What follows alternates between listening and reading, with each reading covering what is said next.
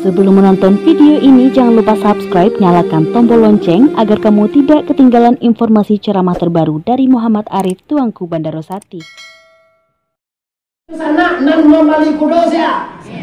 Siapa punya kudo? Nan membuat kandang sia. Siapa punya kandang tu? Apa batukar tu jo?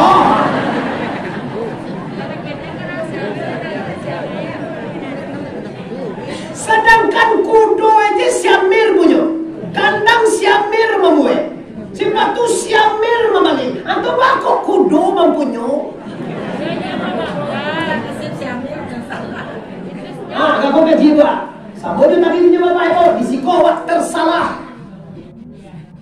Nan ma'abu menjadikan awak sia. Allah. Nama dia rezeki sia. Allah. Nabi sama dia nama Marioto wak sia bagi rezeki. Allah. Babuah padi pada sewa sia bagi buah. Allah. Babuah durian awak sia bagi buah. Allah. Babungu lado awak sia bagi bungu. Ya Allah punya kerja saudara. Mai duit nak doa tu sia. Allah, mai duit nak sia. Allah, kuliah wa sabunya toko, lado wa sawah wa ladang wa karambie wa oto wa sabuilah di lidah milik awak, tapi di hati bapak ibu lahu ma fis samawati wa ma fil milik Allah sagalona ado di langit dan milik Allah sagalona ado di bumi. Kuliah disebut kandang kudo, kuliah, tapi kejahatiwa adalah kandang si Amir. Di dalam dan di luar. Di dalam. Ikut namanya paham tu. Ikut namanya paham. Tak percaya ibu cari dah. Kudo tadi pagi di kaluan de si Amir. Diburang, dikuntuhan di orang kandang kudo tu. Nambangi si Amir apa kudo? Si Amir. Nam punya kandang tadi siapa? Kudo. Tu kudonya. Orang mana tak lah kudo tu je. Kau kandang dan dia adik panjang macam ada di kudo. Dok, dia kata Jakarta ada mana dua riko ya uang dia menyabiknya. Akhirnya sabi gaji. Ciri apa teman cari kau? Ada kawan kita di kandang tahu masih ada mana? Dia kata Jakarta. Lagi bisa? Inilah problem. Hilang otowai bapak ibu panik. Hilang bini panik. Hilang istri paniang.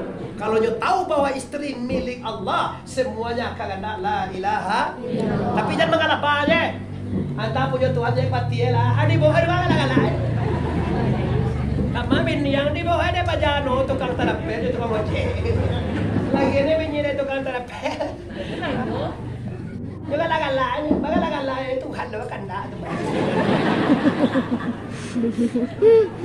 Itu mengkojo dalam Islam, istri seorang perempuan itu tidak boleh keluar rumah kalau suaminya tidak reda. Kalau perempuan kau muka belakang suo kita fitnahnya tiba bu. Lego ancak bini awak baheno fitnah. Buruak tu masalahnya fitnah. Iko lo bantu bini. Bantu tungkahnya tu.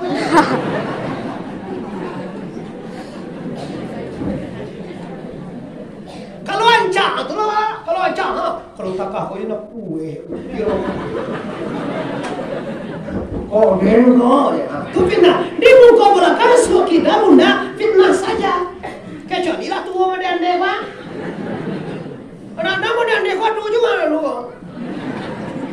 Nah itu just sebagai peringatan saja. Nah inilah namanya sembahyang tidak sempurna.